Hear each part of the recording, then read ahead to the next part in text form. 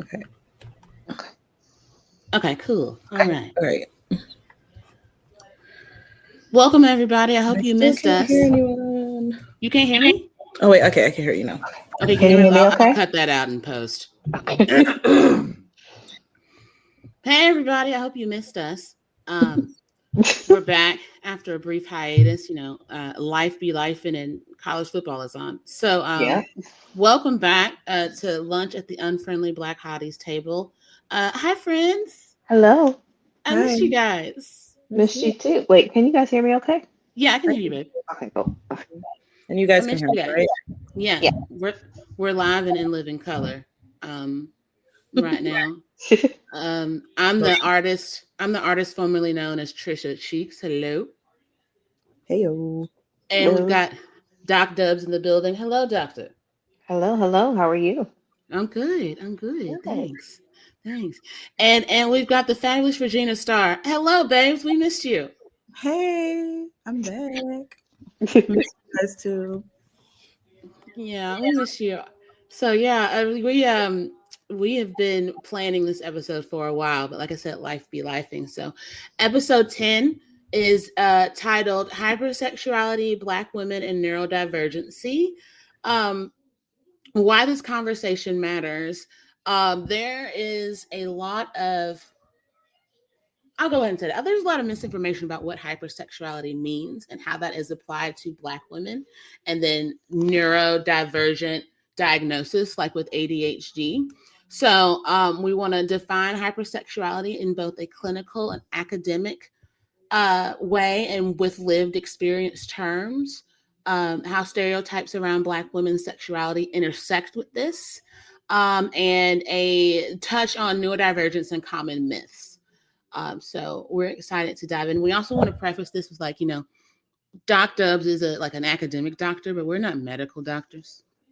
So if this is something you are pondering, that if it's something a part of your life or your mental health, we advise you go to a mental health professional. We're just kind of talking about it in a way that we found through our academic research and talking to one another, and the conversations therein, like as far as hypersexuality with Black women through pop culture, shame, stigma, community perceptions, and how we can cope, heal, and reclaim our sexualities through those things. We've had conversations before about how Black bodies are policed. I think it was like episode 4 or 5, one of those. So that one will also be a good one to listen to after this. So we'll drop that in the description link as well. But we can go ahead and get started. Pulling up my notes here. Anything else? Did I miss anything, guys? No, that's good. Yeah. I didn't know if we were touching on like the fact that not that everyone's coming also from a different place of. Oh yeah. Yeah. That's a good point, Regina. I am neurodivergent. I was diagnosed with ADHD when I was 32. So there's that. I've always been a little boy. I mean, not a little boy crazy. I am boy crazy, but yeah, that's my experience from this. I know, Regina, you are neurotypical. You said. Yes, I was not diagnosed neurospicy. But yeah, I'm coming to the podcast from a place of with being in close proximity and close friendships with Black women who are neurospicy, and just wanting to be the kind of the bridge a little bit, and maybe get some of my own questions answered, maybe like get questions answered that other people may not have been able to ask their friends or stuff like that. Right. Yeah, and I sit kind of like on the cusp as far as the diagnosis goes. I am and I'm not technically. Mm-hmm. So my ADHD leans more into, which is probably why I'm docked up, more into the academic sphere of like weird focus. So for me, I don't experience this end of the spectrum. So I am very curious about this conversation because we've had talks like either individually or as groups about how we feel about certain words in our community and what they mean. Mm-hmm. Today, when we say things like Jezebel or she's fast or anything like that, and I'll go into how I feel about those two terms later. But Yeah. for me, this is an interesting conversation because of one, how it started between us all. With I think Trisha, you shared it was a TikTok of Mm-hmm. someone discussing or just saying, the bridge between hypersexuality and ADHD. And I didn't respond right away to that TikTok because I was like, it's not the end that I'm on. And the TikTok felt very much blanketed. Like everyone that has Yeah, that's how I ADHD or felt. autism feels this way. And I was like, Yeah. maybe I don't have on ADHD in the way that I think that I do. Then I was like, well, the doctor did say cuspy. So Yeah. clearly that's not an aspect that I experienced. So um, I'm coming in this from an angle of wanting to know more about how, Regina, you feel about it as someone who's not, someone who is neurotypical, and Trisha, how Mhm. you feel as someone who is neurospicy. I don't know. Do you even like neurospicy as a term? I'm agnostic, honestly. I think it's a internet colloquial term to kind of make people have people not feel othered, Okay. particularly because there are so many folks like me who were diagnosed with ADHD or autism or an ADHD in their 30s, and we're just like kind of realizing, okay, well, my life has made sense up until this point. And so I think that's Mm-hmm. where a lot of the reason why I shared that video a while back was because I get served a lot of that in my algorithm, this Mm-hmm. brick by brick type of thing. Yeah. So I think there's a lot of ways to be. I like the clinical terms. Mm-hmm. That's how I operate, but it's not like I haven't said neurospicy or anything like that. And so I'm agnostic. Yeah, Okay. I apologize. I probably should have asked before. Don't No, apologize. I mean, it means I don't. I mean, I don't care either way. I yeah. genuinely, yeah, it is colloquial. That's what I've seen, and to go along with what you've said, it is something I saw constantly said on the internet because people were not trying to make others feel those who had those who were neurodivergent feel othered or feel a certain way about Right. their diagnosis. But it's very interesting. I think the first thing that I wanted to kind of ask was just about like getting that diagnosis at 32, like not having it when we were younger. You know what I mean? Like I Yeah. feel like I've heard that story I've heard that circumstance so many times about Yeah. just Black friends of mine, not their parents not really having the tools when they were younger to really know what was going on, and then you having to kind of, as you're growing up and figuring yourself out, having to do that work on your own to Mm, get to that place of figuring out, okay, oh, this is what I have. Okay, so let's go from there. yeah. That's a great question. No, I mean, I'll give you the Reader's Digest version. Like, as the eldest daughter of three, which is already a challenge on its own. Oh yeah. I as a teen, once I got to my teen, I was always kind of a nerd. I was a bookworm. I was kind of a overachiever, that kind of thing. I always studied very hard, but I mean, by the time I got to high school and I was in a lot of AP classes, I felt like I had to over prepare. And I didn't know if that was a thing, like, oh, I had to over prepare because I'm Black and I have to try twice as hard to get half what other people got, because you've had those lessons in your head. Or Mm-hmm. because I was stupid. So I thought it wasn't absorbing to me. So I had to over prepare. There would be nights where, I would be working on these study guides and my grandpa was like, why are you still up? I was like, I'm just studying. He's like, it's 1 a.m. Go to bed. And I was probably like in the 9th or 10th grade. Yeah. So by the time I got to like my 16 or so, I was just starting to feel really moody and depressed. So I was first diagnosed with depression. then by the time I got into college, I was on antidepressants and birth control, but my brain didn't act as I thought I was just a basket case the entire time. I'm naturally a crybaby anyway. I look like a gangster. I'm a crybaby. So, but the thing about one thing you said, Regina, that kind of sticks out is that my mother was very proactive. If we felt off, she wanted to address it. Mm-hmm. So shout out to Mama Cheeks. But when the doctor says, hey, she's just a depressed teenager, watch out for those things. She was mindful of that. And so I was never, I was up and down and very moody, but I also felt like even explaining myself, I always had to over-explain myself, which makes you feel like you're lying to people. You know what I'm saying? You have to double down on a talking point. So, I just kept getting diagnosed with depression. By my late 20s, I was diagnosed with an anxiety disorder. I still didn't feel any better. But once I got into therapy and I actually had a doctor who listened, I actually got a woman doctor who listened, and she also had ADHD. She was like, you remind me of my daughter. I'm going to recommend you to go get assessed. Yeah. Right. And so I got assessed, and it was a combined diagnosis. So once I don't want to say, meds are the end all be all, but once I started taking Adderall, I felt normal. Right. And normal is very pejorative. Normal's a setting on a dishwasher, you know what I'm saying?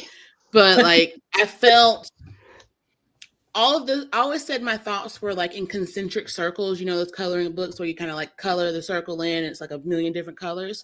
My brain and my thought process was a bunch of concentric circles overlapping each other. So I'd be thinking about a song, and I'd be thinking about something I need to do while I'm writing a report for work. None of that makes sense. But that's how I'd been living for 30 years up until that point. Yeah. And so it didn't matter how many lists I wrote. I would write lists for my lists. But my mom was also you've always been a little quirky. You like pens, but you only like certain pens, and you don't want people touching certain pens of yours, or you'll collect books and you'll organize them this way. When you were a kid, you would just read all of the encyclopedias in order, and then backwards, and then forwards again. And since my nephew was diagnosed with ADHD and autism, and he's about 10, we have a lot of similar traits. Food texture, for one thing. If I see something that I think will feel weird, I'm not going to touch it. He does the same thing. So we have a lot of traits, and I haven't been assessed for autism yet, but 1 + 1 = 2. If it's a duck, it's a duck, right?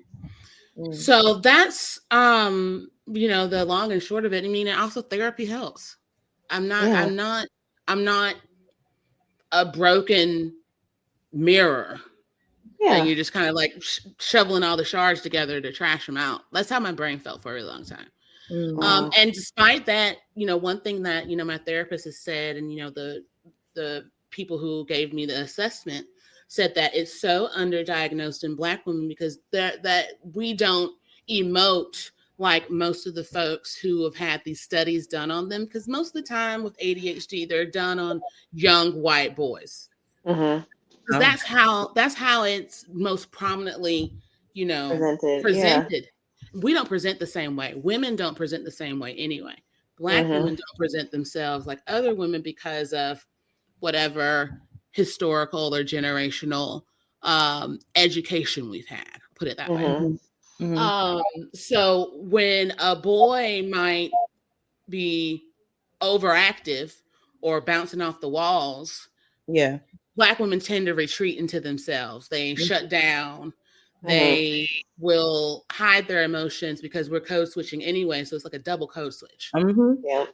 And that's the problem with a lot of this research and a lot of the things that are out there. No one's taking into account, there's the studies on Black women and there's probably studies on Black women hypersexuality, and then there's studies on ADHD or neurodivergence and hypersexuality, but it's not intersecting all three. It's not intersecting Black women hypersexuality and neurodivergence. You would think there was, but in our research, we found very little.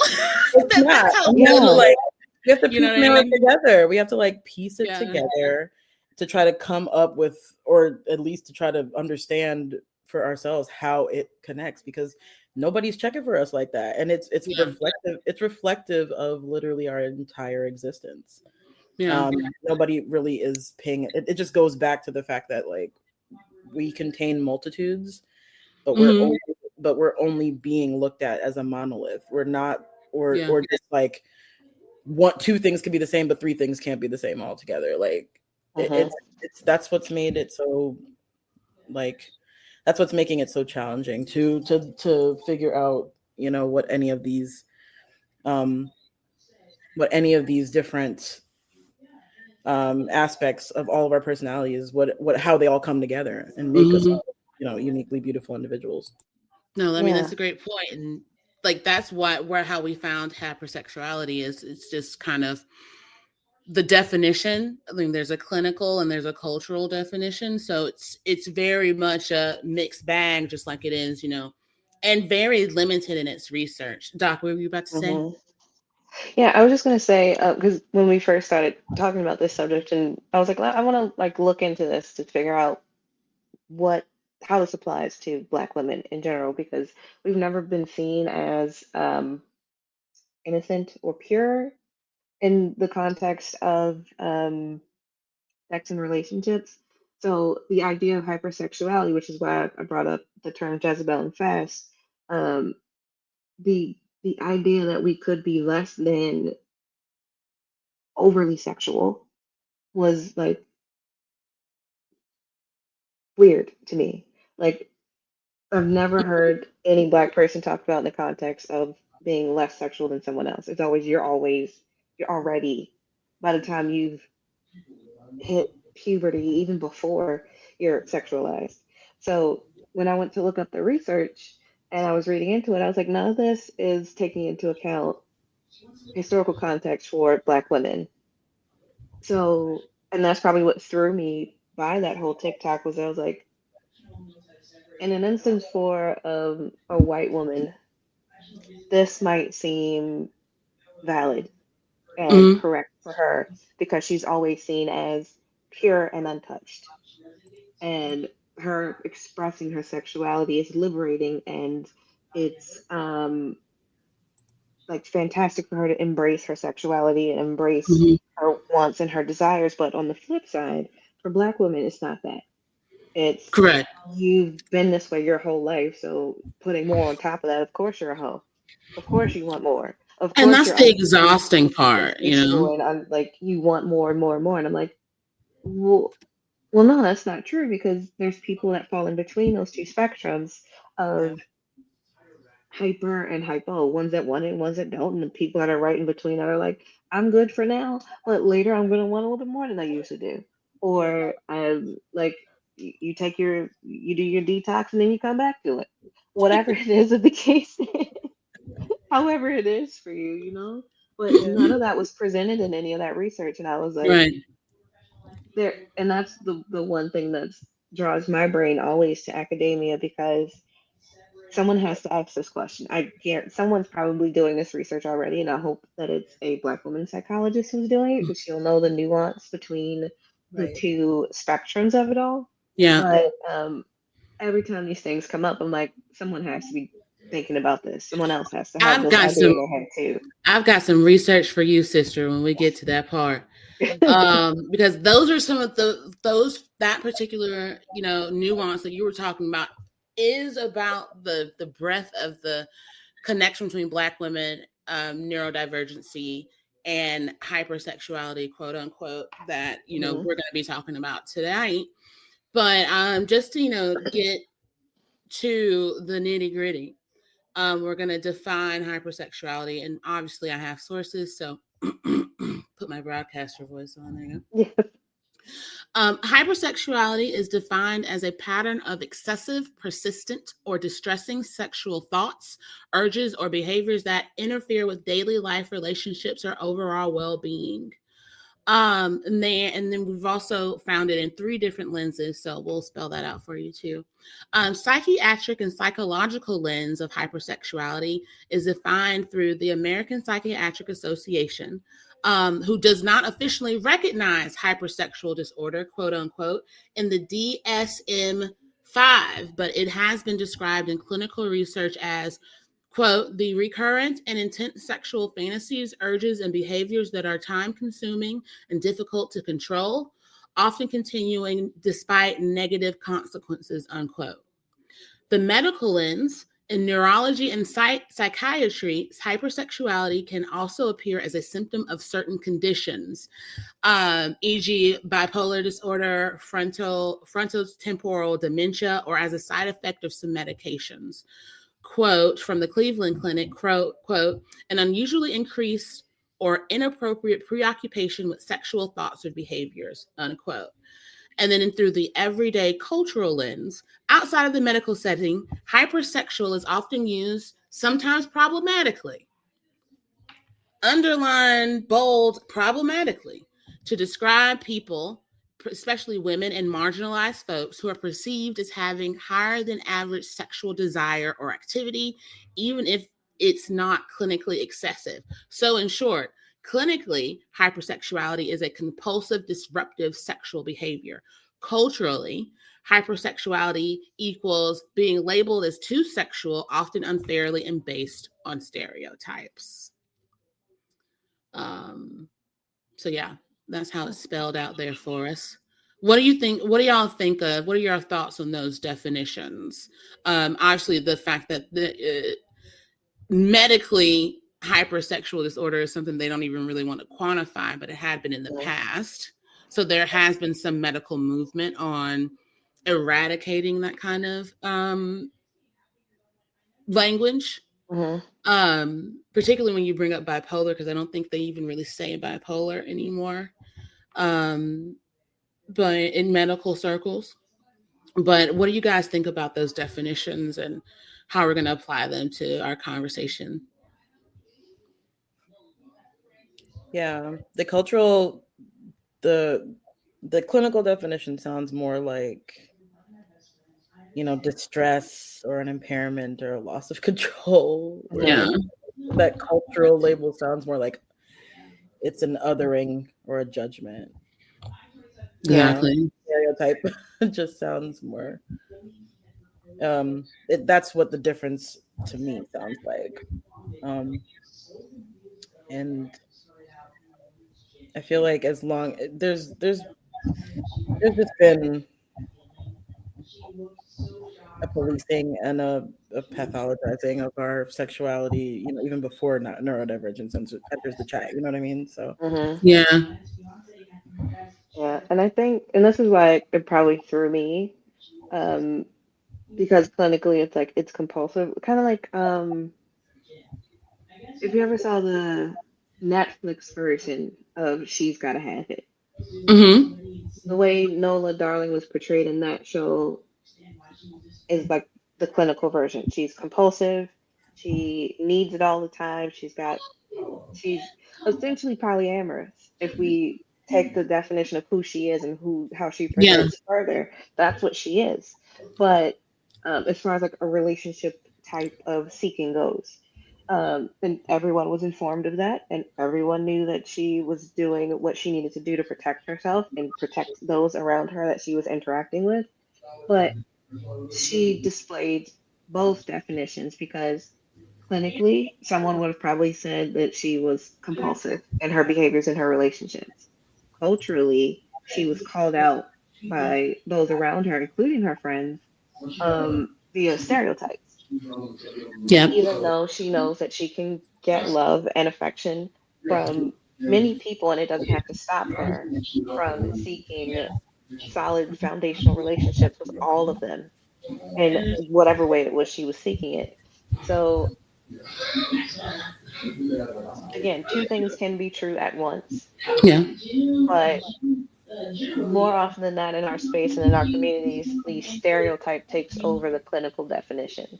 And then people throw in that pathology like they know what they're talking about and then just be Yeah. like, well, that's because X, Y, and Z. And I'm like, well, no. She just knows that she can receive love from multiple people, but it's not compulsory because some of these people are just friends. And a lot of these people know exactly where they stand with her.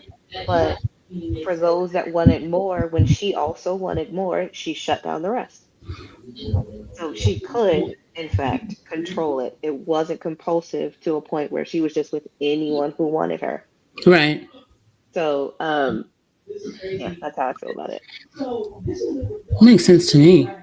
And I think that kind of goes into, the stereotypes around Black women's sexuality and how it intersects with this as well.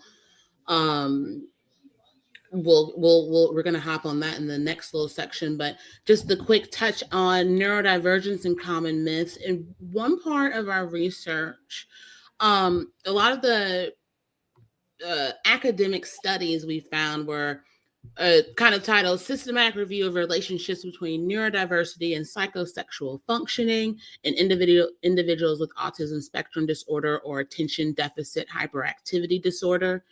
And there were really good sources of things like that. Basically, what a lot of the sources with the academia we said is like more research is needed. Mm-hmm. So that tells us everything we need to know, that this is an untapped territory as far as an education around it. Particularly with phrases like psychosexual, which I think is kind of the new phrase of hypersexuality, or an increased sexual behavior that one may or may not be able to regulate on their own. And then also in a lot of the research we found, and there are a couple of academic papers we found written by Black women on this topic, but a large majority is not. And so the relevance of a lot of these topics is that while they do kind of give a roundabout understanding of it, more explanation, more research is needed, and there are fewer and fewer studies specific to Black women and other women that has the more missing race and demographic breakdowns. So we can really, and one thing we're going to do is we're going to put all the sources on our Substack and on our Instagram, so you guys can read this for yourself, but we're going to break down some of it. But we can really only talk about it truly in a cultural standpoint with the definitions we have academically and medically. One study that we found was called An Association of ADHD and Hypersexuality and Paraphilias, is that some individuals who have ADHD report hypersexuality, but no clear data emerge supporting the idea that hypersexuality and paraphilias are more frequent in an ADHD population. Subjects with ADHD suffer from inattention, hyperactivity, and impulsivity. Clinicians often assume that specific symptoms of ADHD are bound to affect sexual desire by increasing the frequency of hypersexuality. One thing I'll say is this: as a horny woman, right? That's the only thing I can say, is that I'll always, even in my growth as a teenager, I've always been, boy crazy is a little weird.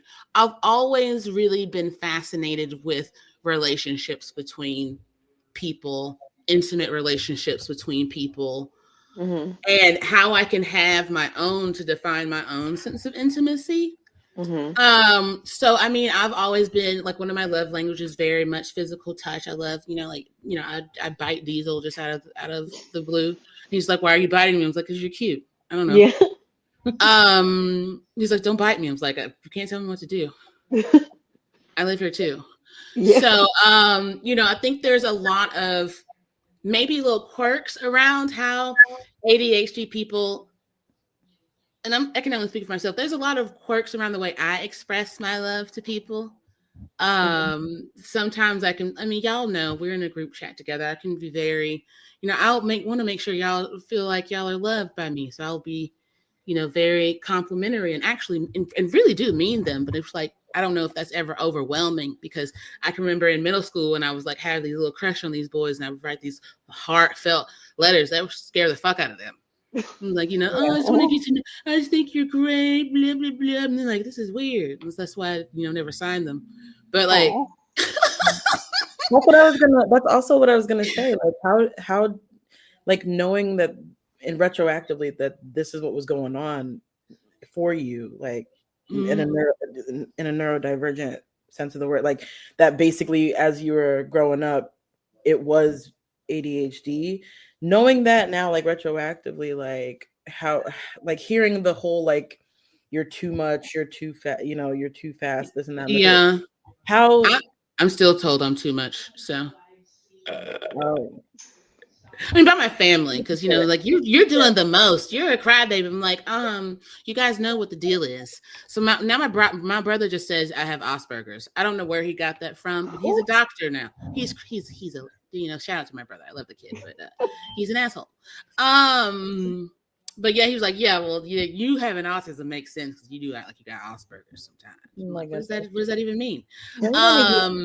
Diagnosis out of nowhere now. He can't diagnose himself. Anyway, I think to go back to your question, the only thing that really makes sense is that, I always blamed it on soap operas. I blamed it on Days of Our Lives because there was just a lot of intimacy. So like that was what really drew me in.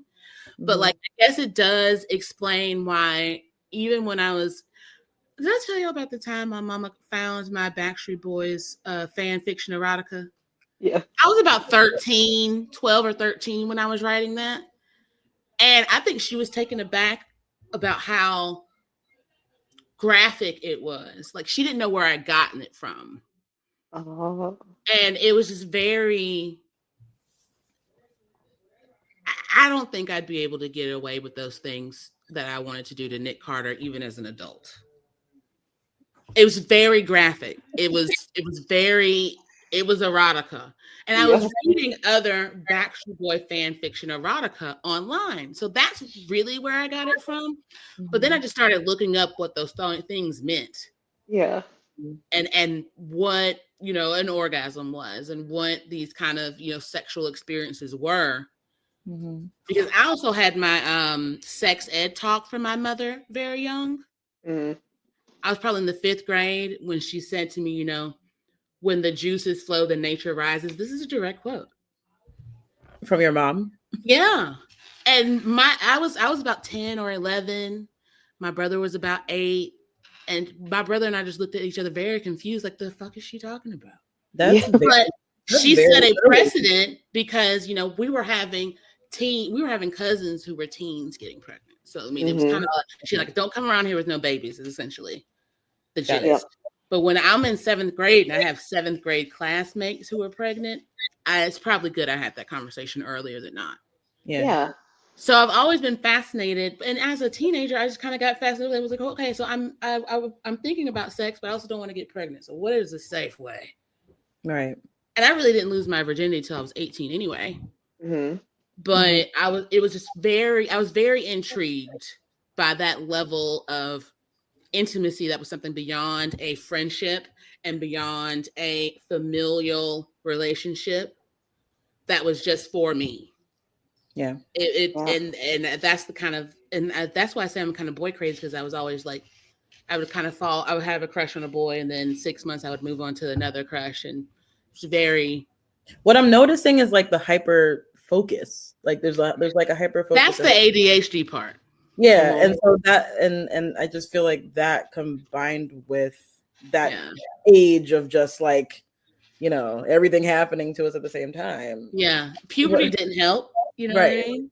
Yeah. And then also not knowing that you had it. Yeah. Like, so, I mean, and again, because it's not something that they're not testing. And I'm sure at the time that we were teenagers, preteens, they weren't testing that stuff on, they weren't testing the, for ADHD, like you said, they were testing on young white boys, right? So yeah, it was for kids, and it was still there's still a lot of research that I was finding through this is like they were even putting kids too young on Ritalin. Yeah. Like they were starting them too young, like at 4 or 5, when Yeah. all 4 or 5-year-olds are bad as hell.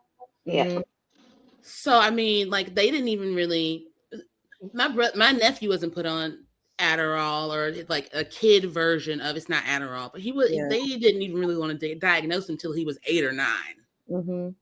with ADHD. But he's been diagnosed with autism since he was, a toddler. So I guess I think, I guess the point I was trying to make was just that it it really was just your experience of living as you know what I mean? Like it was just your experience of living as a young teenager who experiencing a lot of feelings. Yeah, right. Experiencing your experience was magnified by it, but it wasn't something that it makes me just upset that it would be anything that would make you feel like you were othered in that way, when it was really just like, this was your lived experience, this is what you're going through as a teenager anyway, and then the ADHD, the neurodivergence is amplifying it, expanding it, whatever you want to call it, and then all of a sudden, because of that, we're labeled to this and to that and to that, you know what I mean? Yeah. With no checks or balances, because it's just like nobody knows what to call it. It's just like, she's too fast, she's too this, she's too that. Yeah, I think with my personality, it was just too much. I'm thankful for having a proactive mother. Yeah. Because I think a lot of moms in my mom's situation would have been like, well, she's just crazy. Just let her be crazy.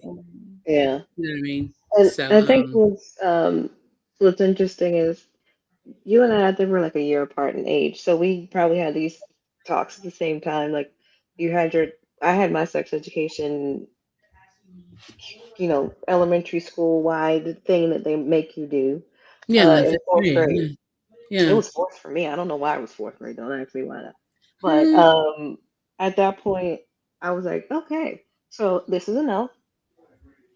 I'm not gonna do this. I'm not doing it.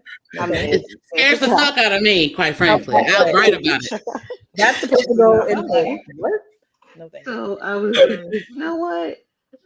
My focus was like, I think I was like, I wanted to be a doctor at that point in my life, not academic but medical. So because when you're a little black girl, they're like, be a doctor, be a lawyer, be a teacher, be a nurse. You are giving Doc McStuffins vibes. You are Doc McStuffins growing up, I feel like. Yeah. And I was like, there's a few things on this list that I don't want to be. I don't have the capacity to teach because I don't like other children. I don't want to be a mother because I don't like other children. I don't want to be a nurse because I feel like that's a lot more work than a doctor. It is. They do all the work. Exactly. And I was like, I don't want to be a lawyer because that's going to upset me. I'm going to want to fight somebody. I'm going to go to jail more than my clients. So, doctor it is. But for me, that became like academic hyper focus. So my brain went that way.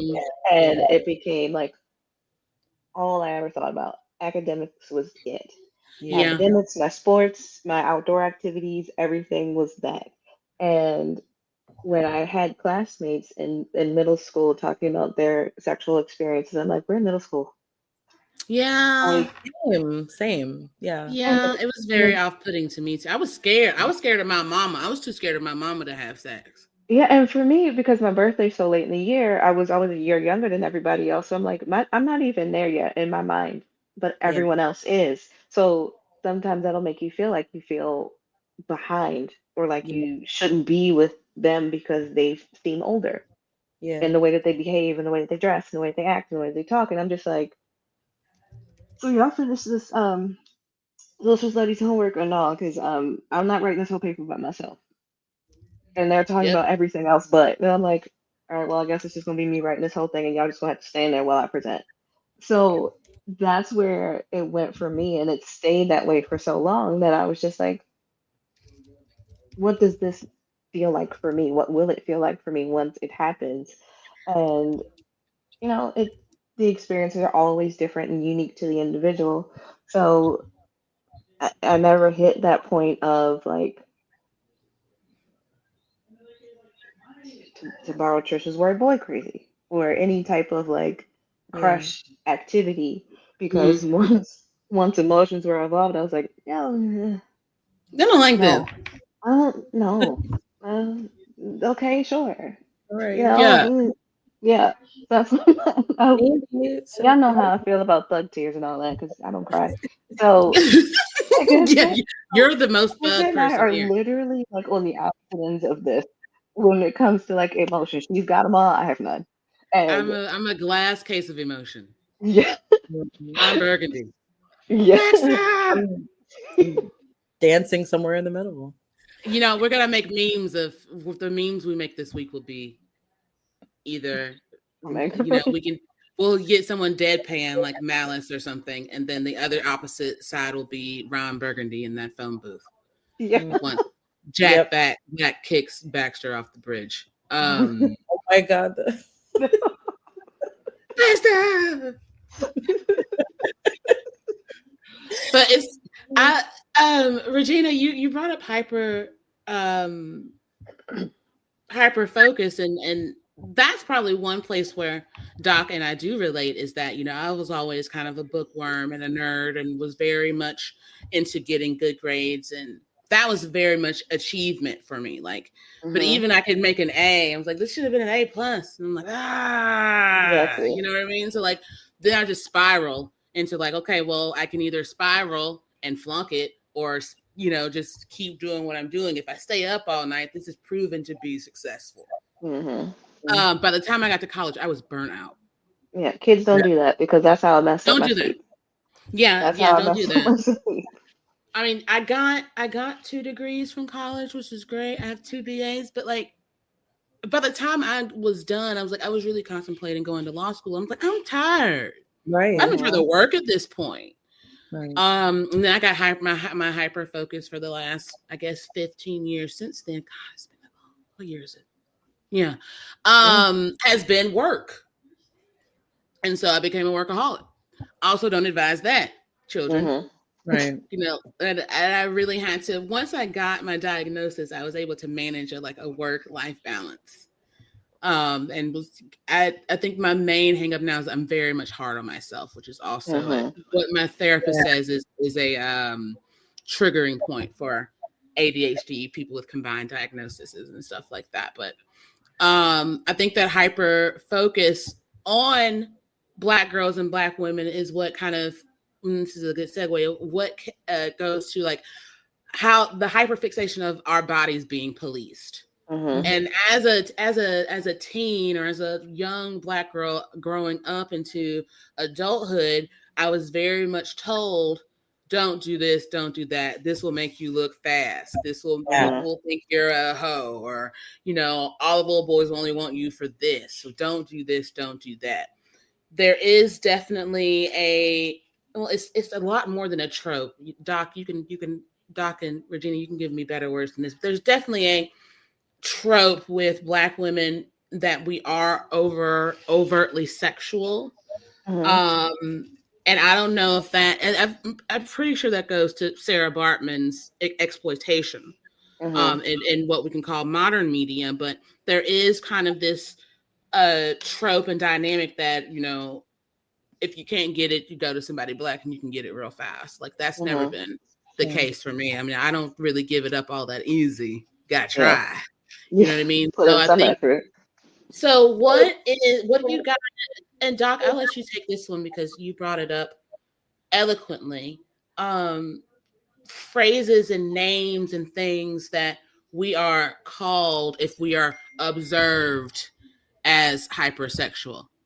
Yeah. So, I mean, the first phrase any of us probably ever heard was Jezebel, and if you've ever attended a Black church of any kind, whether it's Southern Baptist, AME, Methodist, Episcopal, whatever it is, you've heard the gossip in the church of someone saying, don't trust so and so around your husband because she got this many baby daddies and this many kids and she's this and she's that.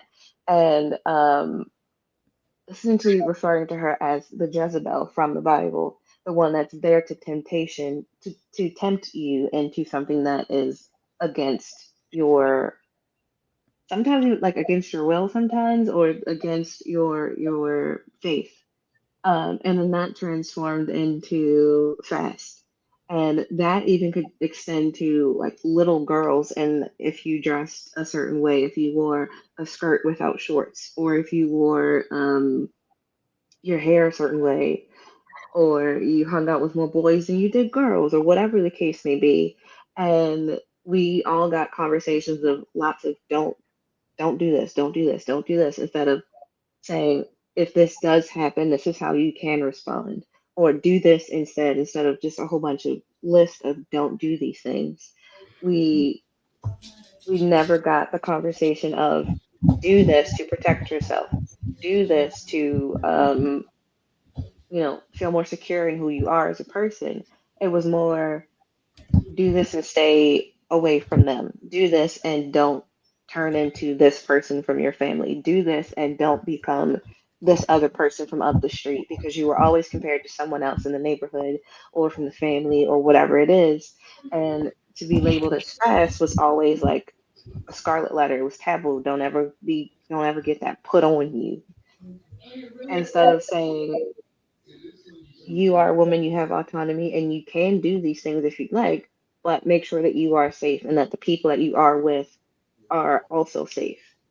So the term fast and Jezebel always bothered me in a way of overly sexualizing Black women, in a sense of we can't be anything other than that. And even if Right. we are those things in any way, shape, or form, and not to like shame, but if we aren't those things in any way, shape, or form, you are by association. It becomes that monolithic thing of, if you want it, come get it from her. Or she's, even down to colorism, like she's dark skinned, so she must be desperate. Or she's Yeah. fat, so she must be desperate. She's dark skinned and fat, so she's double down. Like, so whatever it Yeah, you is. can get whatever you want from her. Like, that's crazy. Exactly. And it plays into that stereotype and that alleged perceived insecurity that someone has put on you versus something that you actually feel and that you actually present or want. So yeah. Yeah. And I hated that growing up hearing those terms in the church, of course, but Yeah. from parents, from different adults all around me. But I also, it made us have to feel that it kind of like associated it with like us growing up too fast or something like that. Like Mhm. it just kind of pushed us into this light of like we're already being seen as They're indicting us before we figure out our bodies. we Mhm. haven't even figured ourselves out, and we're already being put into these labels and these boxes just based off of stereotypes and these fears that adults that are older than us have.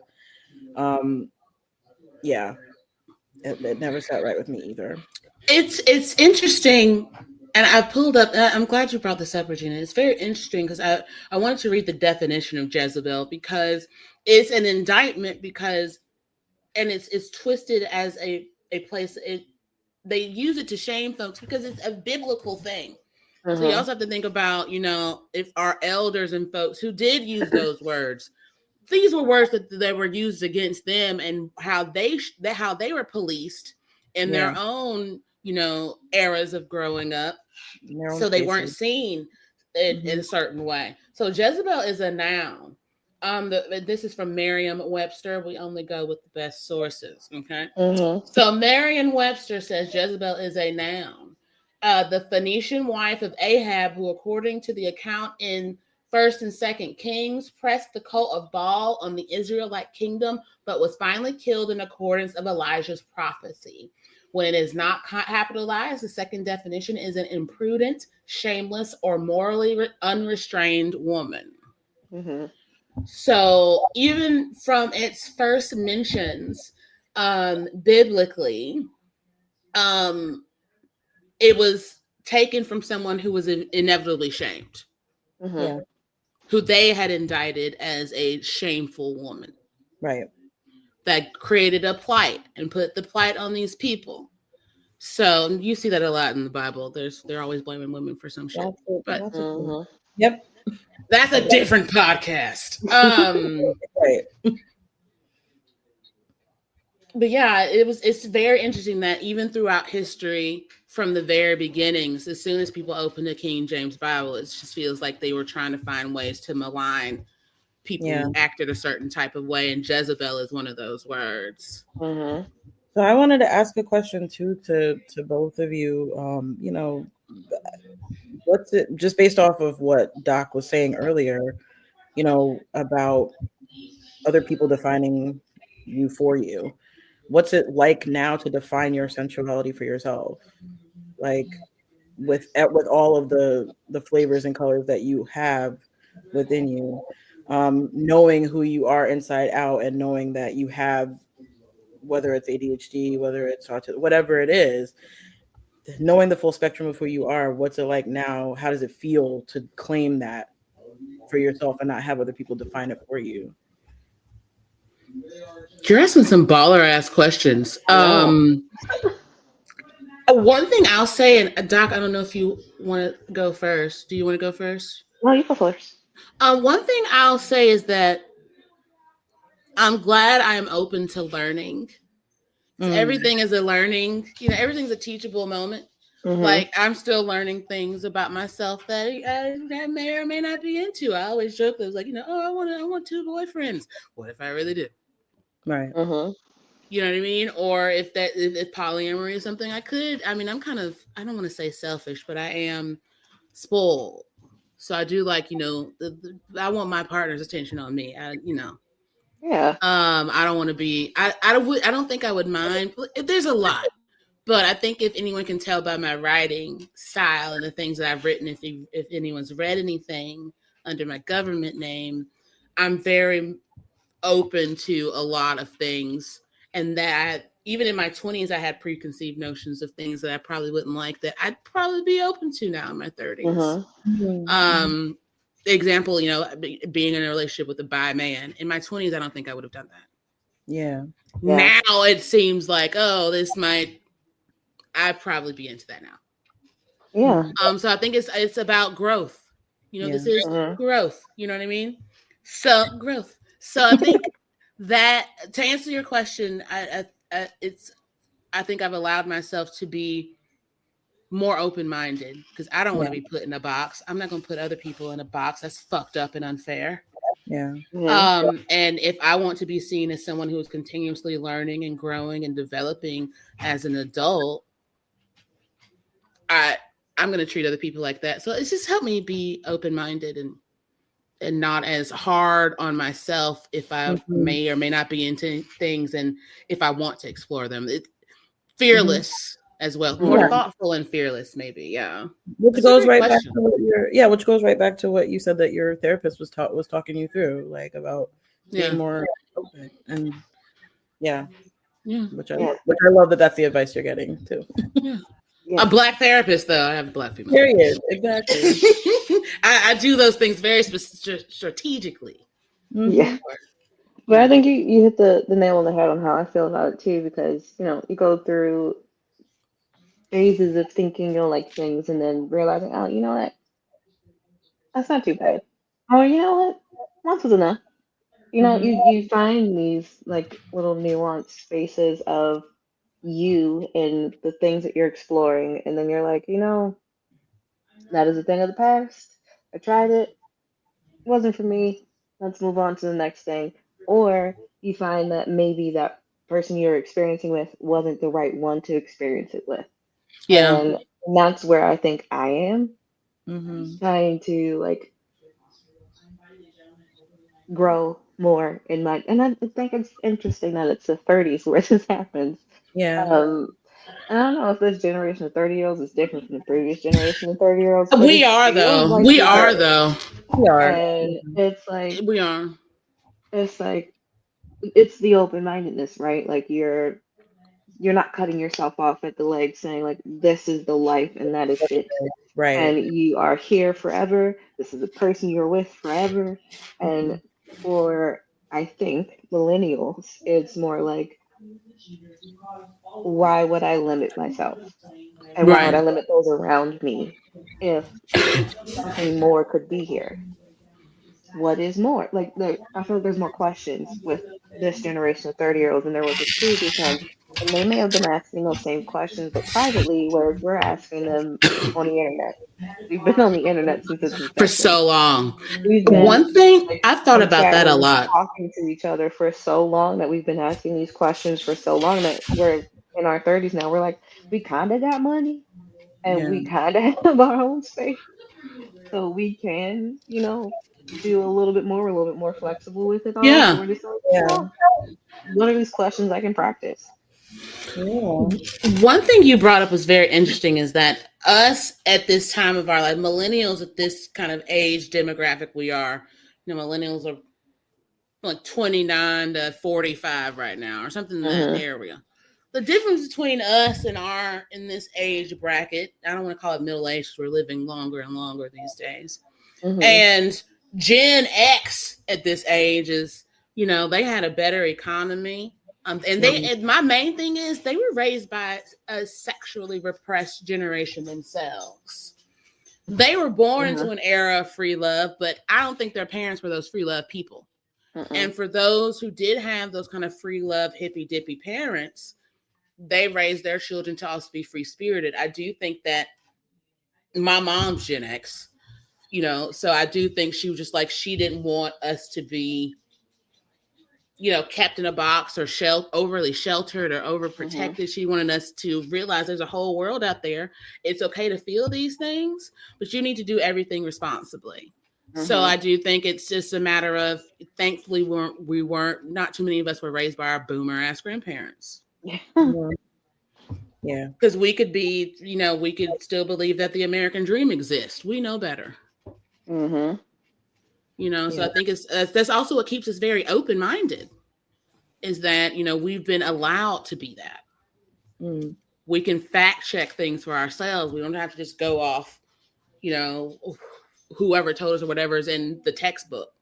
We have our own, desires to want to explore beyond what we know, which is why I'm glad I'm a millennial, because I would be very much I feel like I would be very repressed if I grew up in a different age. I wouldn't be able to really fully feel myself. And I think another thing Doc said is that when you get to your 30s, I was just so afraid of, I already felt like I was failing in my 20s. And I didn't start getting real money until my 30s. I'm like, all right, I'm here now. This is what Mama said. She said it was going to take time. That's fine. I was just very impatient. I think that goes back to like the hyperfixations. Like, I had things that I thought by the time I was 25 and I'm not, making a certain amount, I thought I had failed. Yeah. And it was only beginning. I feel like I haven't even reached my peak yet. And I think that is the difference between us at 35 and 36 and 37 than our parents at 35 and 36 and 37. Besides just things not costing as much, Yeah. I also wanted to ask a question about, because you brought this up a bit before, Trisha, just about you being creative and writing and, expressing your sexuality through your creativity. And I just wonder how your neurodivergent self showed up in the way that you approached creation.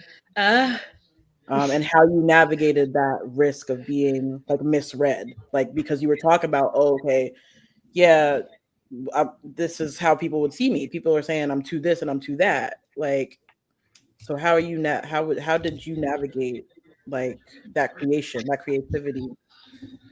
You're asking some baller ass questions. I wasn't expecting to think this much. No, I'm just kidding. These are baller ass questions, though. I'm not complaining about that part. I think for me, if I get like, we were in a group chat the other day, and someone was saying, we were talking about rugby players. Oh yeah. And one of the fabulous Whips, shout out to Whips, saying, I'm going to write this story one day. I was like, okay, this is what the story's going to be about, right? And I just had the whole storyline.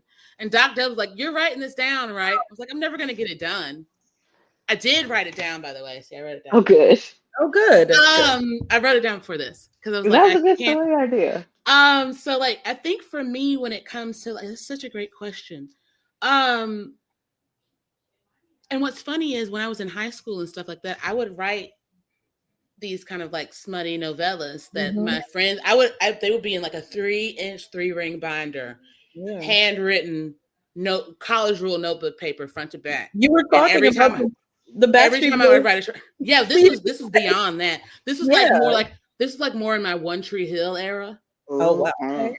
So like I was writing like young adult marching band smut. Whoa. Fucking ridiculous, right? And so like I would like I didn't know each other. That was my niche. Yeah, see, this is why we jive, babe. This is why we jive. That's my specific niche. I don't understand. But in this scenario, it wasn't like there was a Lucas and a Brooke and a Peyton. It was like a me and 2 boys. Mm-hmm. And it was a love triangle. Mm. But we were all drum majors. It's very interesting. And so the boys were best friends. And then they both admit to each other they have a crush on me. And then they've not become friends. They've become enemies. And I'm just kind of caught in the middle. I didn't finish it, but my friends would like, oh, did you write more chapters? Like, yeah, I wrote chapters after I did my homework. Like, let's read it. Or after I was working, because I was working too. So they would pass it around in between classes. So I think for that creative thing, like if I'm really into something, I'm going to be all in, back to that hyperfixation. So I also have to prioritize real work or real studies or priorities that I need to get done, and then have that outlet. But you had people around you. But my mom always encouraged. Yeah. My mom always encouraged us to write and stuff, and she always told me I should be a writer. She's very glad we're doing this podcast. She's like, that the money for them degrees is not going to waste. Mm-hmm. Shout out Mama Cheeks. And so she's always been very encouraging, even after she found my Backstreet Boy fan fiction erotica. She was like, yeah, it's well written. I just don't know what to do about it. She's like, it's really good. She was like, you shouldn't be leaving your Zane books out. Like, I mean, come on. This is your fault. But I just didn't. Terry McMillan and Eric Jerome Dickey. Oh yeah, but I don't like Eric Jerome Dickey. I just the Stella's got a grooves backs and whatnot. It's underrated Angela Bassett film. I was not supposed to watch that. Neither was I. I wasn't supposed to watch Soul Food either, but I watched it. We were there. We weren't supposed to be, but we were damn there. Big Mama got her foot cut. God damn it. But yeah, you had people around you who were encouraging creativity, and I still have like old friends who are like, do you remember? Did you ever finish that book? I'm like, girl, no. Because I was just about to ask if you finished it and if you still have it, because that sounds something like I would read that. I'm pretty sure it was like at my the home I grew up in that caught fire and burned down in 2012. So it doesn't exist. I do have one that I wrote in college when my hyperfixation was Amsterdam and living in Amsterdam, becoming an expat and living in Amsterdam. Yeah. And the only reason I was obsessed with Amsterdam in college, because I was a stoner. Well, I am a stoner, but I was definitely a stoner at college. And I was like, oh, they just let you do whatever you want in Amsterdam. That's great. I'm gonna go live there. And it's a cosmopolitan city. So I mean, so I had like a Amsterdam fund jar of like my loose change or tips or something in there. I think I ended up having to buy books with it one semester or something like that, like my last year of college. But I had studied so much about Amsterdam, I was going to learn Dutch and shit. And I realized they mostly speak English, it was fine, but I still want to learn Dutch. Much like I'm obsessed with Scotland now. Yeah. Same thing. Yeah. I want to hear like the doc. Did you have any kind of response with regard to that? Like, how your neurodivergence shows up in like the way you create at all? Like, no, I don't see myself as a creative person. Like, I don't really write. Well, I mean, I do sometimes, but not like the way all of you do. I was in band. I played clarinet. I did really, really want to be a music producer at one point in my life. So for me, creativity probably came through more in like deciphering music. or even Did movies you ever sometimes. arrange music or anything? Like, because in marching No. band, they let us arrange music. They So like did? if we wanted to play some like a top 40 hit, our You had to band pick- director would make us figure it out and put it on paper. That's amazing. So My that's band how I learned how to director, write sheet music. Yeah. she My did band teach us director how was to a control write. freak. Yeah, mine too. Mine was a control freak too. She did teach us how to write and read music really, really well. So I can still do that. But if she wanted us to play, like Prince was her favorite, all time Ooh. favorite. I see So that's a good band director though. if we wanted to do anything Prince, it was easy to convince her. If we asked her for like one one person asked her if we could do Uchiwali. I said, why would you do that? That's She was fucking good, yeah, good. Well, she's crazy. not gonna let us do that. I think the ones we arranged that we wanted to play, this must have been my junior and senior year. One was Nuck If You Buck. But What? we grew up outside that area, so it was fitting. Yeah. And our band director was black. He was a black guy. So he was with it.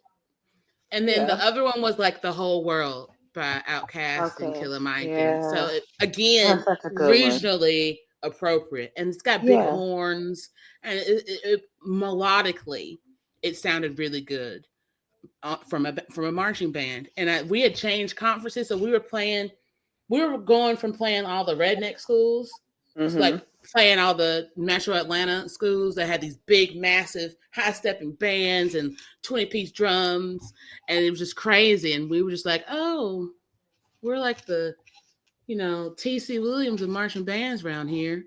We might as well just, be the color of friendship and at least admit we can play. Yeah.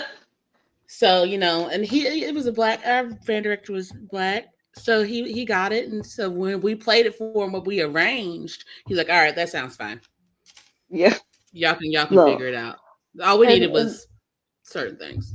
Yeah, and the one guy who did ask to play Uchiwali, he did arrange it and it sounded really good, but she was like, absolutely not, because you explain that to your family. You explain that to them while you're playing this at the recital when we said we was playing this. And I was like, but the percussion pit was gonna have a good time. They were. Do. Like, can you Nah. that on a marimba?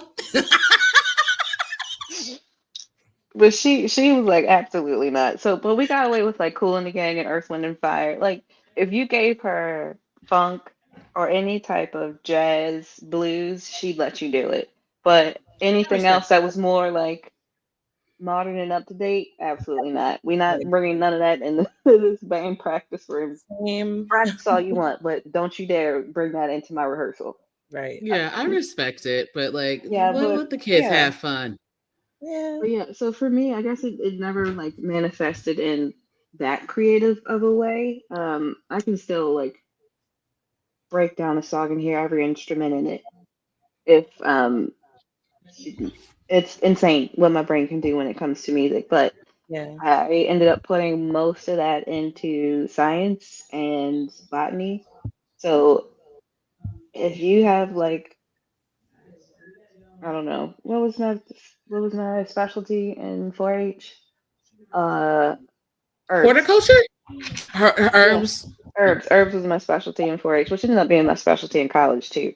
But if you had any type of herb, and you was like, what can I use this for? I had you like down to a T, exactly what you could use it for, how you could make it, how you should like, is it a salve, is it a paste, is it you drink it, what is it? And I would have had you like so hooked up on the remedies, you would have been like so holistically sound. That's where it went for me. It sort of creatively in music, but it never like fully bloomed in that way.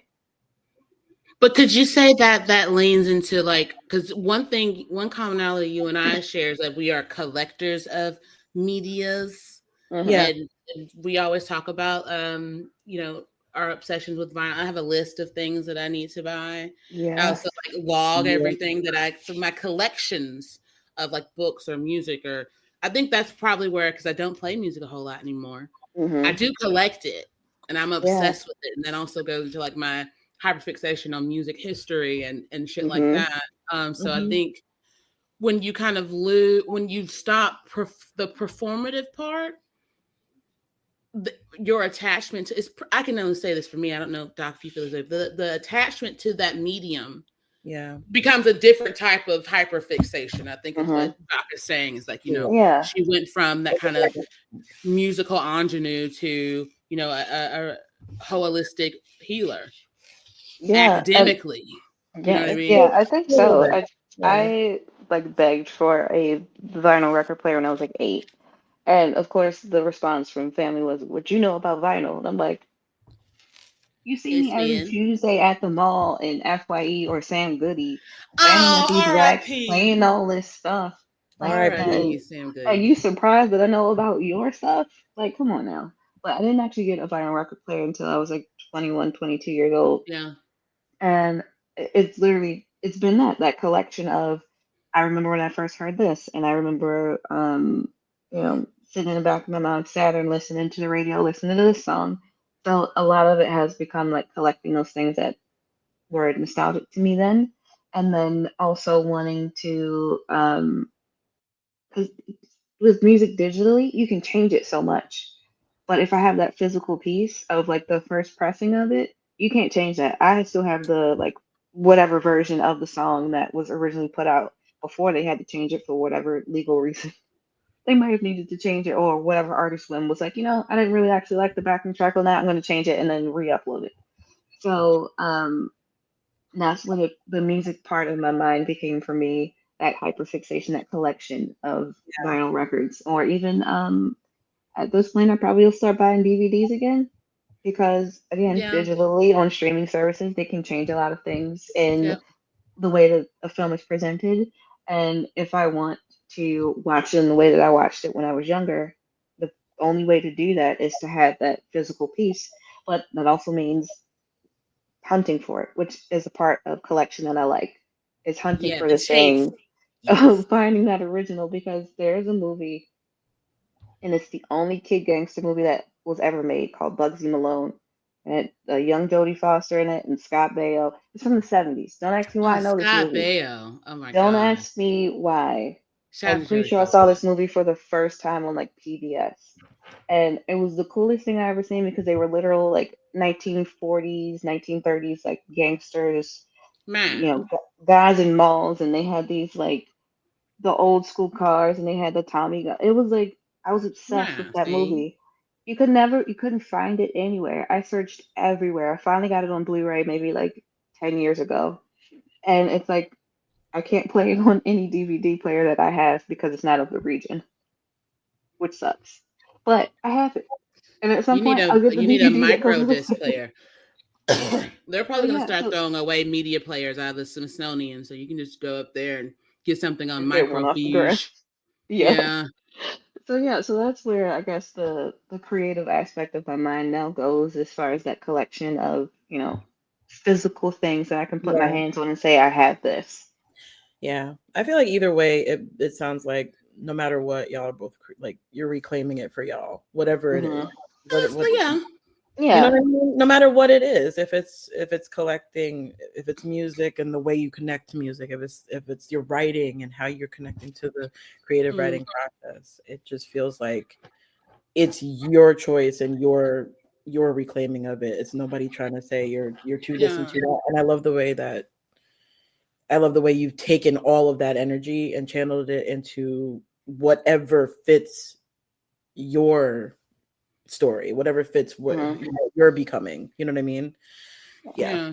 There's definitely a reclamation in discovering that what you are into. And I think that's something also that's very generational for us, is that because we probably do make more than our parents did at our age, and that we don't have children like our parents did at our age, we can also reclaim those little bits and pieces of our adolescence or our teenage years that we necessarily we enjoyed, but not as enough because of, societal pressures or whatever, or a lot of the gatekeeping that would happen between us, for us, that would kind of shelter us from the ills of the world, if you will. Like, I'm glad Lisa Frank made a little comeback.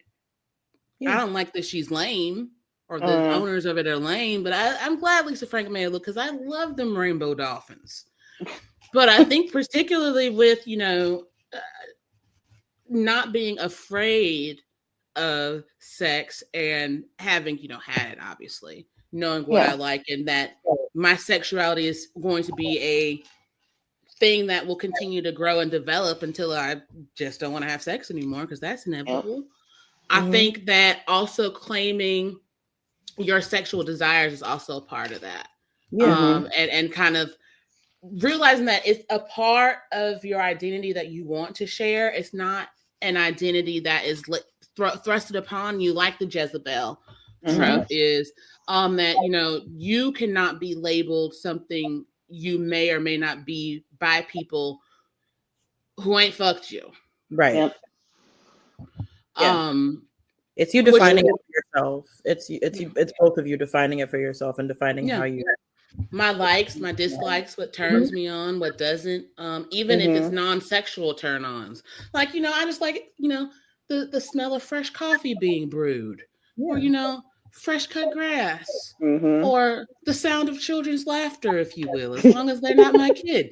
You know what I mean? I think that ownership, when you've been so policed and maligned based on how you look and the stereotypes that have been ran so rampant, when you come to that place of your own reclamation of your femininity or your sexuality or whatever, you can just actually come to the grips that all these terms are fucking trash. And when you hear people use them still to this day, call them on it, because they are using it out of place and giving that phrase like Jezebel, for example, because I know that was kind of an very early conversation our group had about the use of that word in an audio, is that, the reason we have to call people out for using words that are antiquated or bad, particularly in like an erotica space, is that you're giving other people the credence to say it. To where they're going to say it and actually mean what it means. You're just saying it as someone's like, oh, you look like someone who's good for a romp in the sack or some shit. Man, see? Like, I don't want to be, And so one of the studies that was actually done by Black women for this topic was that, an investigation of the Jezebel stereotype, awareness, gendered racial identity, and sexual beliefs and behaviors among Black women.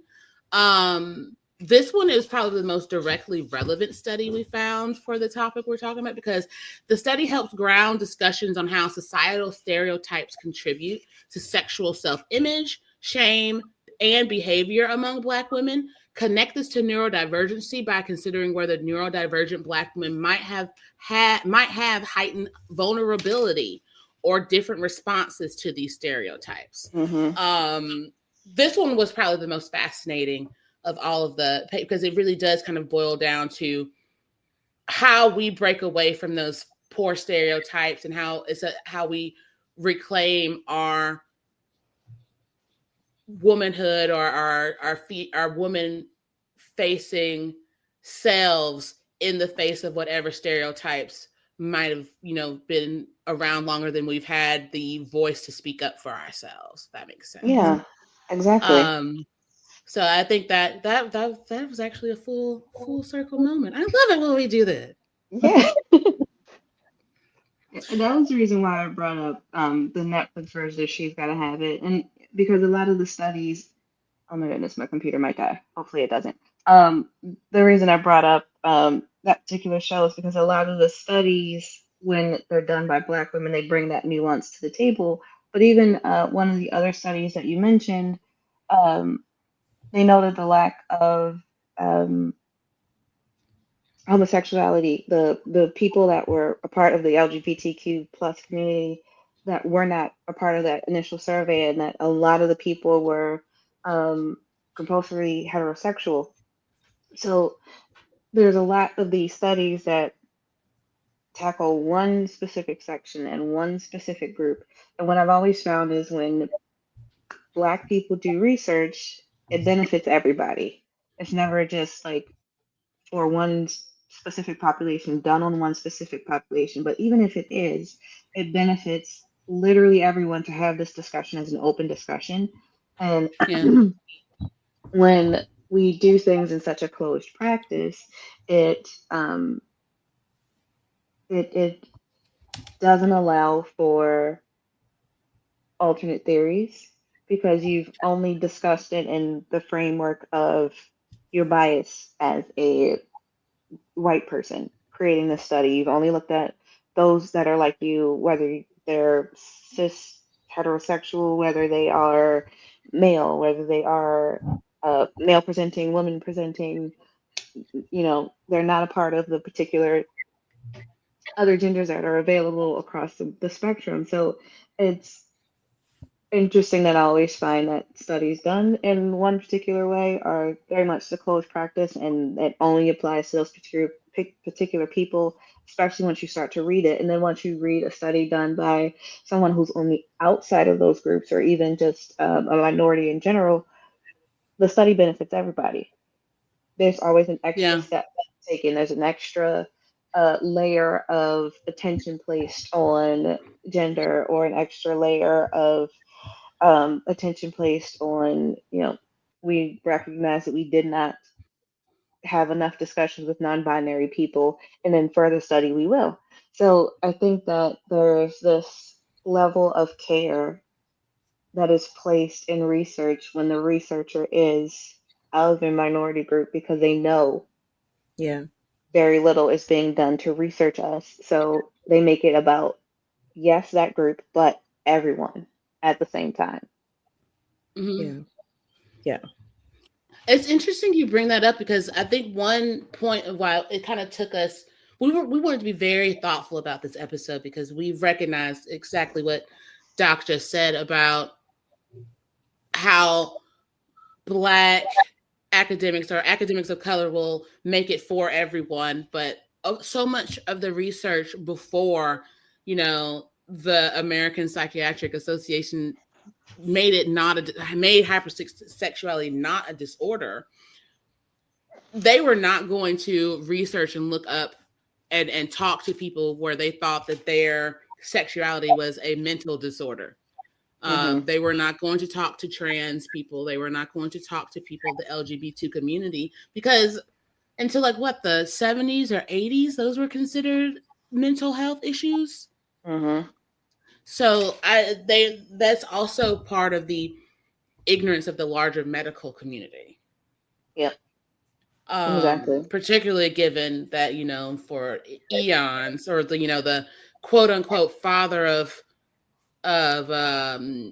OBGYNs was someone who just kind of, around in Black women's enslaved Black women. Well, so, they could figure it out.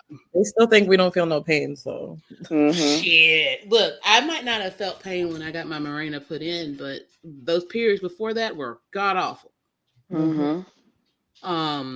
So you can't tell me shit about pain. Again, I don't know if that was something mentally, or with the antidepressant. It's a lot. So I mean, I think that's also with that kind of growth of wanting to find an answer. That's why I've always been very driven to just ensure I'm not crazy, but there's got to be a reason why I feel this way. There's got to be a reason why, if I have a crush or I fall in love, I just want to, dry hump their leg or some shit. I wouldn't really do it.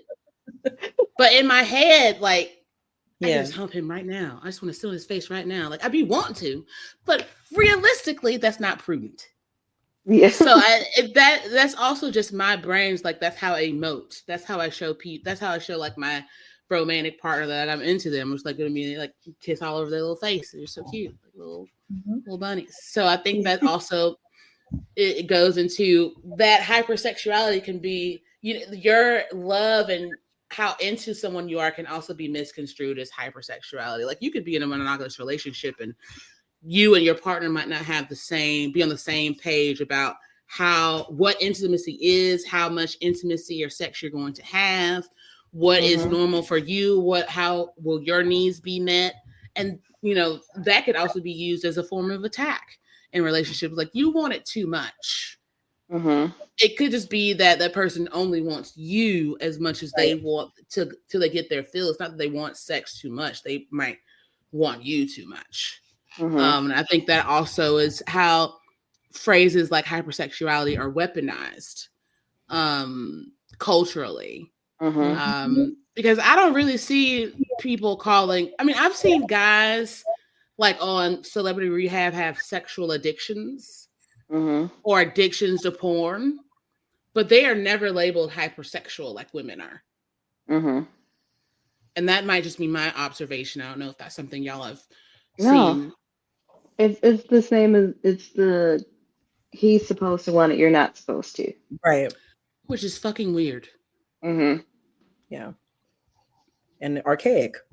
Exactly. It's absolutely archaic. It's just simply not the truth. You know. So yeah.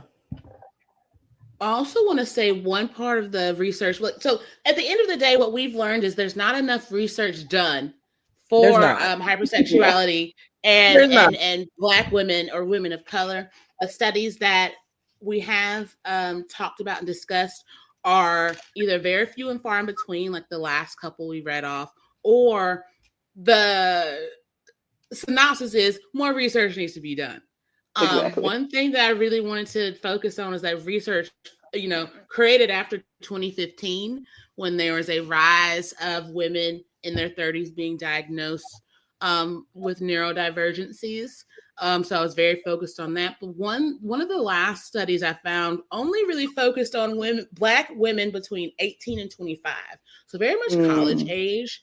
Exploring how racialized sexual stereotypes and experiences of gendered racism shape sexual decision-making for safer sex, partner selection, empowerment, etc. So even Gen Z is taking it upon themselves to be like, okay, this is we're doing the next step further of saying, hey, I can want to have sex and I won't be called anything other than a woman who likes that, a person who likes to have sex. Yeah. And I'm going to be even more selective over who I do share my body and my emotions and my intimacy with. And that one quote from it was very interesting. It said, due to their intersecting racial identity and gender identity, Black women are characterized by stigmatizing race-based sexual stereotypes that may contribute to persistent, disproportionately high rates of adverse sexual and reproductive health outcomes. Participants also reported that race-based sexual stereotypes may lead Black women to be resistant to learning new information about safer sex practices, feeling less empowered in their decision-making. I think one thing that this study shows is that there was a larger fear of wanting to explore your sexuality because you didn't want to be lumped into these stereotypes. And I think that's some generational curses that millennials start to break, going back to what we said earlier.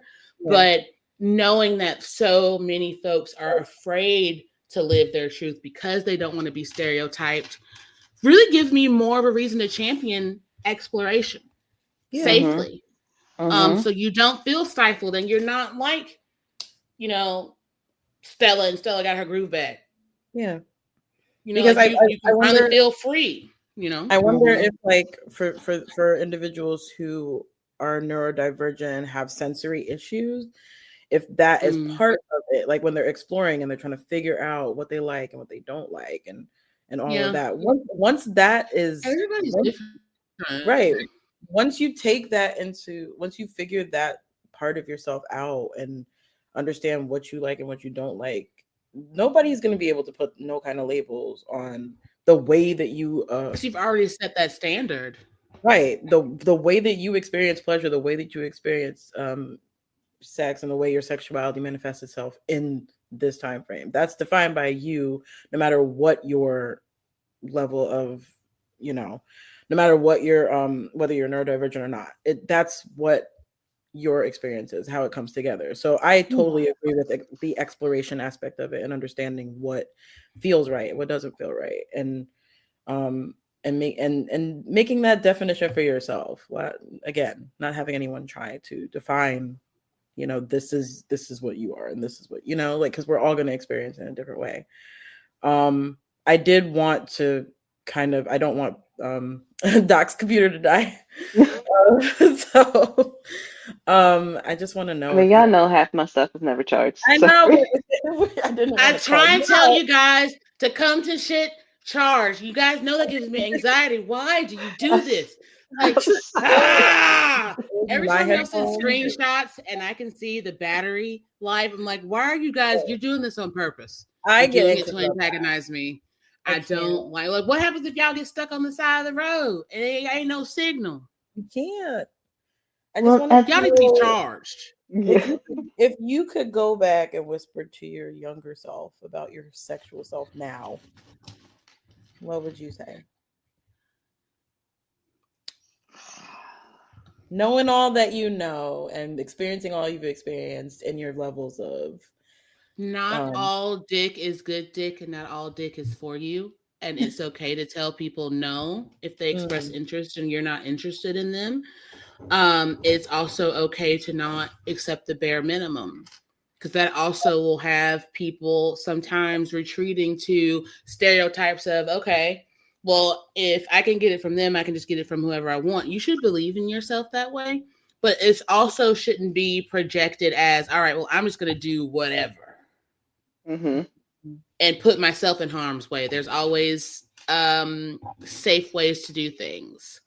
And that, for me, as someone who has also had body image issues and grown out of that slowly and surely, is that one thing I want to always provide myself with is feeling good before, during, and after. Set any event, like whether it's a workout, or I'm shopping for clothes, or I'm going out to dinner, or if I am having sex, if the before, middle, and after don't leave me in some kind of positive mindset or something that I clearly enjoyed, I'm probably not going to have sex with that person again. I'm probably not going to eat that meal again. Or I'm not going to TJ Maxx on this and this day because people bought all the candles I want. And I'm looking for a specific candle. I want 3 of them, one for each room. And so that goes to like my hyperfixation of the hunt. But also, I think it's about allowing yourself that kind of, I would tell lowercase t that everything, Mama's right, everything happens for a reason and on its own time. You can't rush things just because you feel like you should be at a certain marker, or you should have this, or you should have experienced this. It all comes on its own time, and everything's a teachable moment. And just leave yourself open to exploration. I love that. Yeah. And I love that no matter what, that goes with no matter what diagnosis you do or do not have. Yeah, that's general. That's general. The neurospicy answer is, bitch, don't be so hard on yourself. Yeah. You're going to find someone who loves you and treats you right. You're going to have the things you want. You're going to make the money you want. But every step is a step towards something better. You're not going to have it figured out before you're 25. Being married before you're 25 is overrated. You know what I mean? Because I have more friends that got married early who are on their second or third marriage. And I've been very strategic about that. Because I also don't like to fail. So there's that. Yes, that, yeah. And I think we also find ourselves, a lot of us, as reformed, recovering people pleasers. And that the last thing I say is if my pleasure is omitted from anything, I'm definitely not gonna do that shit again. You shouldn't have to sacrifice your happiness for someone else's. Also, what I tell lowercase t. Period. I love all of that. Let's see. What would I tell Mini Doc? Your algorithm knows some things. Your algorithm knows some things. The cookies be listening. It attacks you daily. Don't mind it though. Yeah. You always do your own thing, so keep doing your own thing. If it doesn't feel good, don't do it. If you don't want to do it anymore, don't do it. Exactly. Feel safe in who you are and where you are. If you don't, get up and go. You have that power, you have that ability. You can say no, you can walk away. Yeah, that's probably what I'd say. And carry your own condoms, because some of these people ain't shit. You do be like, people do not carry your own condoms, dog. Like you think you're with a nice guy, like, oh, you know, I want to get it on, but I don't have any condoms. Say no more, fam. I got you. With guys. Just be prepared. Just be prepared overall. Be prepared. Very much that was in my head, and I didn't want to start screaming. That's my neurodivergent thing. I burst out into exuberant song. I fucking love that. That's my most favorite part. Yeah. I love it. Also, if you're curious about things, people read books. You know what I'm saying? There's the one thing I've been really exploring in the last couple of years are just like kink things.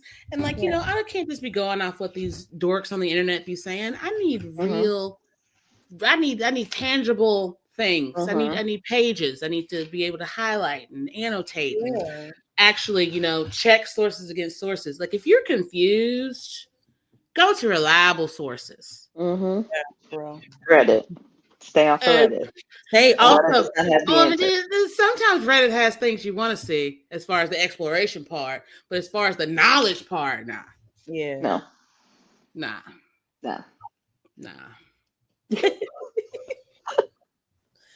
Do we have takeaways for those who are listening who are from like any varied level of like neurodivergence, non-neurodivergence? What do we want them to know about our stories, who we are, what our hyperfixations mean and don't mean, what makes us beautifully brilliant beings in this space, and how we like continue to navigate our own sexualities in this space? And I love it when you're on. I just want to say that first of all. No, yeah. You be directing us like, you know, I'm glad you don't work for the government, because you would be furloughed, because you were great with air traffic control. Government's joke. I would say, just because I'm fixated on it now does not mean I will always be fixated on it. Facts. A lot of these things will fall right on out of favor in my brain, and I will never think about it again. And I'll even possibly forget that I even liked it for as much as I did. It's the brain is very fascinating in that way. There's probably chunks of my memory that are just completely gone on the subject because I no longer am interested. So just because I'm interested now doesn't mean that I'll be later. I'm on the other side of that because there have been hyperfixations and things I've always loved throughout my life. Yeah. That have like pins. I have like over 200 pins. They're all organized by brand and tip with books, music, obviously, like we talked about earlier, like playing instruments or just collecting the forms of media. And just like any kind of random pop culture fact, because I'd just be dropping random facts in the group chat and y'all be like, what? Nobody cares. But I care. I care. Then, you know, because that's when you and I go back and forth. And you know, it's our version pop-up video. Shout out to pop-up video. Pop-up video. Shout out to when the music channels actually played music videos. Right. And right now, another thing Doc and I were talking about the other day, it was just like, you know, one thing that I'm back on my fitness journey because I wanted to get in shape for Cowboy Carter, and it's continued, is that I've done this in the past where I've gotten really big on my fitness kick, and I will overdo it to the point where I hurt myself. So one thing I'm being very mindful of now, and this is the difference between me being diagnosed and me being not diagnosed. Because the last time I was on a big weightlifting kick, I wasn't diagnosed. And I would just push myself until I fucked up my knee or twisted my ankle. I'm like, I'm just gonna let myself heal. Then it's 3 years later before I go into a gym again. I've been very thoughtful and mindful of not only protecting my joints and doing, you know, I have the money to buy the things that I need. I don't have to go cheap, you know, and I've gotten my head that, okay, this is what I need to do to continue to want to do this as well. Because I want to make it a part of my life. And like Doc said, there will be times like, I could be really into something and just be like, fuck it. Yeah. You know what I mean? But it's one of those things that's like my books and like my music. It's something I want to incorporate. And I say be obsessed with, but I want to be consistent with. Yeah. So on the opposite end of, and this is why we're talking about things on a spectrum. On the opposite end of Doc's spectrum, there are some things that I've been hyper fixated and obsessed with throughout my life that have stayed. There have definitely been some things where like I'm into for like a quarter. Yeah. And I'm like, this bores me. It's time to move on. Yeah. So I would just say I would tell anyone that is on thinking that they are on the spectrum, definitely get assessed, because you can't diagnose yourself, and neither can these wanksters on TikTok. If you feel that you can relate to some of it, speak to your doctor, and they will help steer you in the right direction for that. And also know that your neurodivergency is not your friend's neurodivergency. Ooh, say that again. Y'all are only going to relate on a certain plane. I'm like a year older than Doc. I'll basically listen to everything she say because I find her quite intelligent. And then when she needs a laugh, she comes to me. That's the balance. So I think you'll always find people that are also neurodivergent, but their neurodivergence is not going to be yours, but they will. And one thing I do, love about Doc is that, that she has that side of, she has pieces of my neurodivergency that I wish were better. I think she's probably a better student than I am, because I like to study, but on my own time. So I'm like, how do you study? She's like, I just do whatever I just do it when I can. I make myself do it for an hour and then I go to sleep. I'm like, see, that's smart. See, I don't want to do that. But I'm listening to your experience, right? And that you will find people that match, that will make you feel safe in your neurodivergency, because they are also neurodivergent. And that's one thing I like about, she makes me feel safe in a conversation, but that her brain is not exactly like mine. And she respects that. And I respect that about her, her way of thinking, because it's very thoughtful and insightful, where I'm just very loud. But I like that, because I don't, I'm very quiet. Like, this whole podcast thing, this whole group chat thing, this is probably the most I've talked in like a year. What? Like, I want to hear you talk forever. It's literally just, me. And then being in this chat with you all is like so different. It's like I'm literally putting myself out there, and I don't do that. I just There's don't. a comfortability with that, though. Yeah, and I feel comfortable enough around you all to like let the full personality out, because I've said things in this chat where y'all like, really? Like, did you just say that? Like, that came I'd be like, who said that? Did I say that? Oh, my bad. Should I have said? And then y'all like, no, stop. But then it's immediately accepted. Like, it's immediately like, I'd just be glad when you say off the wall shit. I'm like, she is in rare form.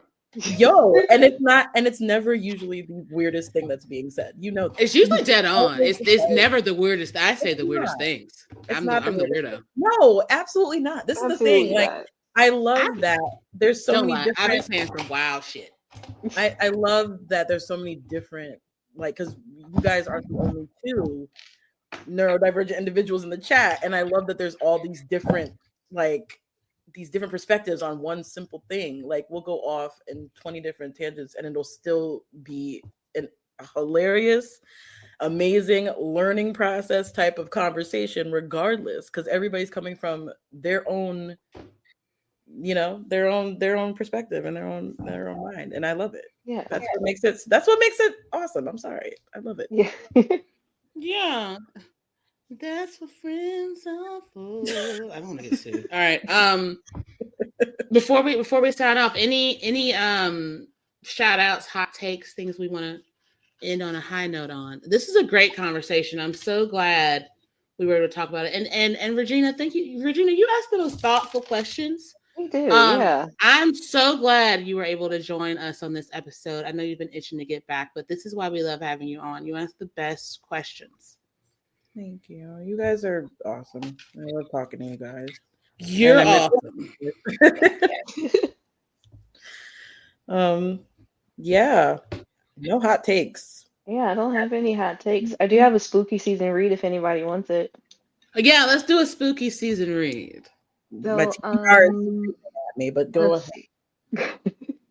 So, well, it's not that spooky, but I've been reading, or I'm like, where am I? Like halfway through this book, The Monsters We Defy. I think I put it in the group chat a That's in little my bit cart. ago. That's in my cart, dude. And That's in my cart. she I took a note. also wrote a book called, I think it's called Daughters of the Merciful Deep. This is by, this is the author, Leslie Penelope, by the way. And in this book in particular, it's historical fiction, it's spooky. She sees spirits, and one of the spirits is her grandmother who's been guiding her since she was born at a crossroads I at love midnight. that. And She was something born at the happens to the crossroads at midnight, like at the midnight. crossroads where you're like Yeah. where those blues singers sell their soul to the devil or some Mm-hmm. shit. Yo, Word. okay, In keep the middle going, of a keep going. storm. And now she's like in her 20s. She saves DC from like this really weird thing that happened. So everyone kind of knows her as like the girl that sees spirits. So people will come to her for her to connect to the other side and get them help with whatever they need. But kids start disappearing, and one lady comes to her, and honestly, if she had not come to her, her son would have probably disappeared too. But she keeps her son like glued to her side. She's like, I don't know what's going on with him. He went from like the most talkative, chatty kid to like nothing, no response, nothing. So she finds out that someone in town has stolen something from a high priestess. And the high priestess is a spirit on the other side. And she's like, if you get this back for me from this person, I'll fix all of it. And in fact, I'll release you from seeing spirits. So she connects with her best friend who is albino and a jazz singer who can hypnotize people with his music to get this ring back from this high society woman. And it is so good. Oh my gosh. And It sounds it's, so good. I'm glad it's in my cart, girl. I know. I took a screenshot. yeah, I'm definitely gonna check it out. it is so good. And there's like, it's historical fiction as well because there's, she works at Carter G. Woodson's newspaper in DC.